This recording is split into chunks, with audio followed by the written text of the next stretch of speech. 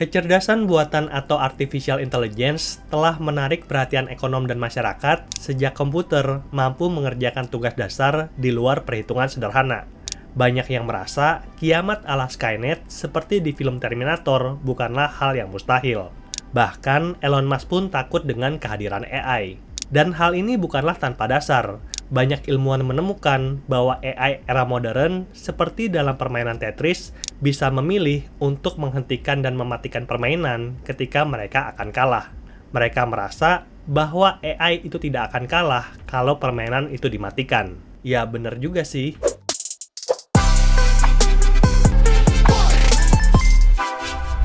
Meskipun pekerjaan dengan bantuan AI dapat berjalan sesuai dengan rencana, tapi masih menimbulkan dampak sosial.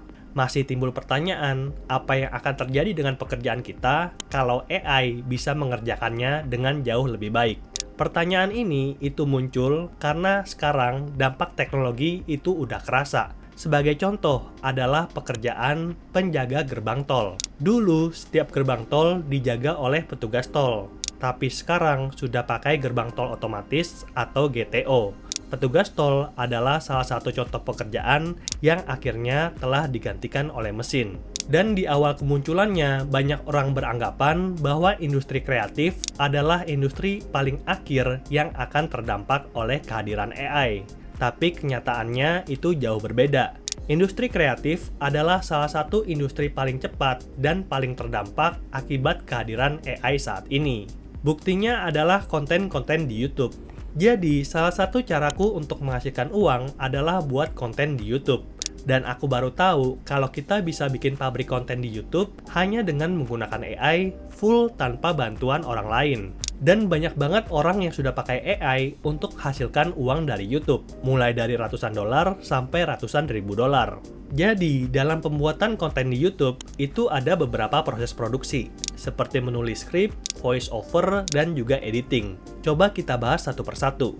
Don't believe me? Faceless YouTube channels like 10x Income, Brightside, Roberta's Gym, It's Fact, and MS Mojo are not only hitting viral milestones, but also making millions of dollars as well, all while using AI. Yang pertama adalah penulis skrip. Kamu bisa pakai ChatGPT dari OpenAI atau Bard dari Google untuk menulis skrip dengan topik dan niche yang tidak terbatas. Bahkan dalam beberapa kasus, aku menemukan hasil kerja dari AI itu punya template dan landasan berpikir yang jauh lebih baik dibandingkan dengan penulis manual. Lalu yang kedua adalah voice over. Kamu bisa pakai Eleven Labs untuk menambahkan voice over dari skrip yang telah ditulis dari ChatGPT. Eleven Labs didirikan pada tahun 2022 oleh tim yang berbasis di Moskow, Rusia. Kamu bisa pakai Eleven Labs untuk membuat berbagai tipe konten seperti podcast, audiobook, bahkan iklan. Dan suaranya itu udah mirip banget dengan orang aslinya. Hey there. Did you know that AI voices can whisper? Kemudian yang ketiga adalah proses editing. Untuk editing sederhana, kamu bisa full pakai AI. Bisa pakai Pictory atau InVideo. Dan kualitasnya itu bagus banget. Gak kalah dengan editor amatir, tapi masih perlu waktu untuk bisa bersaing dengan editor yang lebih profesional. Dan walaupun memiliki keterbatasan, banyak YouTuber yang sudah membuktikan bahwa mereka bisa monetisasi dengan menggunakan video yang dicetak dari Pictory ataupun InVideo. Dan kalau kamu tertarik, nanti kita akan bahas di video berikutnya. Jadi pastikan kamu udah klik tombol subscribe dan jangan lupa untuk nyalakan loncengnya agar dapat notif ketika channel Andre Tuan upload video baru tentang cara hasilkan uang dengan menggunakan AI. I created this faceless YouTube channel using only AI. As you can see, I've earned more than 100 grand from this faceless YouTube automation channel. Memang betul tidak ada yang tahu apa yang akan terjadi di masa depan. Tapi kamu coba bayangkan kalau banyak pekerjaan yang akan digantikan oleh AI dan robot untuk proses otomatisasi. Tentunya hal ini akan buat banyak lapangan kerja akan tutup dan banyak orang akan kehilangan pekerjaan mereka. Sebagai contoh, di channel Andre Tuan ini kita ada 4 orang. Ada saya, ada 1 penulis skrip, dan ada 2 editor. 4 ya.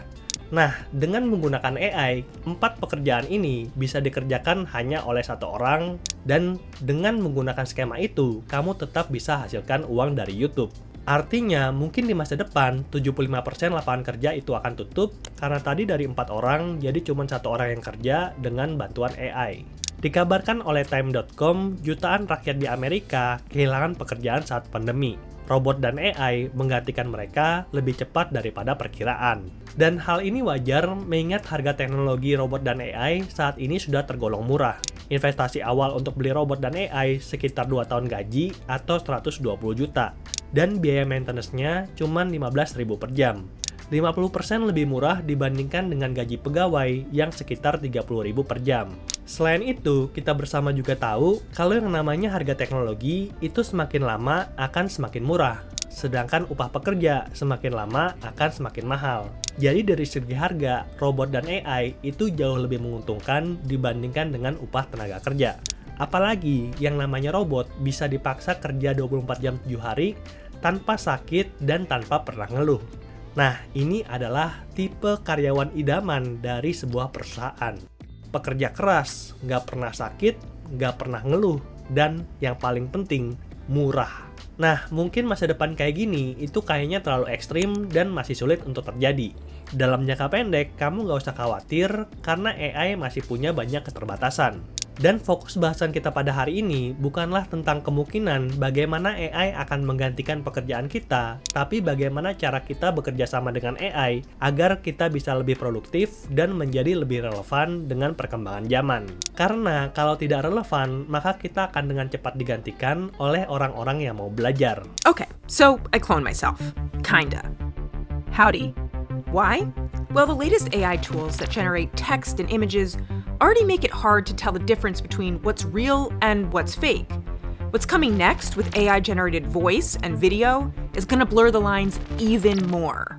Jadi zaman itu berubah. Yang dibutuhkan di zaman sekarang bukanlah tenaga kasar, tapi tenaga profesional.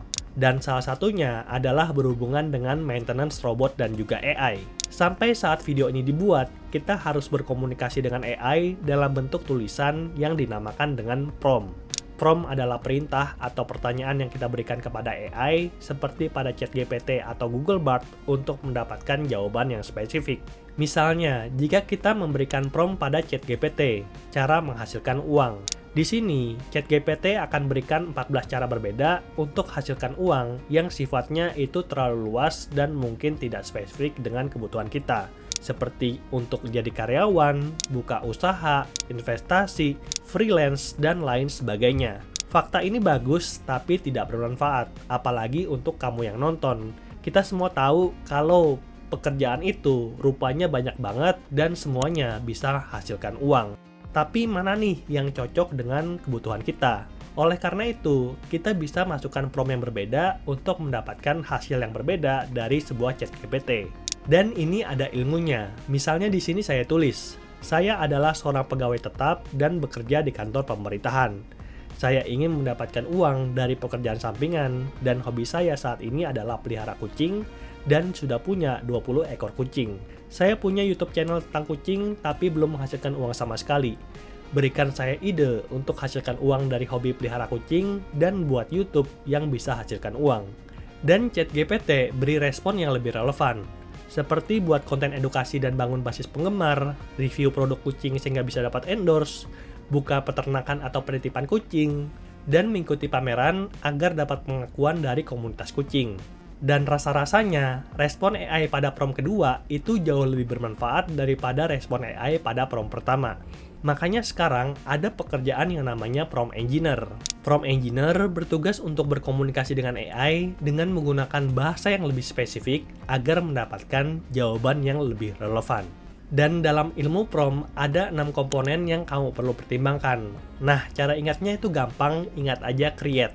Karakter, request, example, edition, type of output, dan extras. Ini kita akan bahas di kesempatan yang berbeda dan diperuntukkan hanya untuk kamu yang ingin lebih produktif dalam pekerjaan dengan menggunakan AI. Jangan sampai kamu jadi salah satu dari 300 juta orang yang pekerjaannya akan digantikan oleh teknologi baru ini. Karena aku ingin ingatkan bahwa sistem ekonomi kita itu tidak peduli sama orang-orang yang tidak bisa create ataupun kasih value. Minimal kamu bisa kerjasama dengan AI agar lebih produktif. Walaupun saat ini prompt engineer itu adalah suatu pekerjaan sendiri, tapi aku rasa di masa depan ini adalah pekerjaan yang supporting. Seperti saat ini kita belajar dan harus bisa pakai Word dan Excel, di masa depan kita harus bisa berkomunikasi dengan AI agar bisa mendapatkan hasil yang lebih maksimal. Jadi sekarang kamu harus mulai belajar komunikasi dengan AI karena tadi saya udah kasih tips tipis-tipis dengan metode create ketika bikin prompt agar bisa dapat hasil yang lebih maksimal. Oke, mungkin segitu dulu aja video kita pada hari ini. Semoga bermanfaat. Jangan lupa kasih like kalau kamu suka. Dan silakan share video ini kepada teman-teman kamu agar mereka bisa pakai AI untuk membantu pekerjaan mereka. Sampai jumpa di video berikutnya. Bye!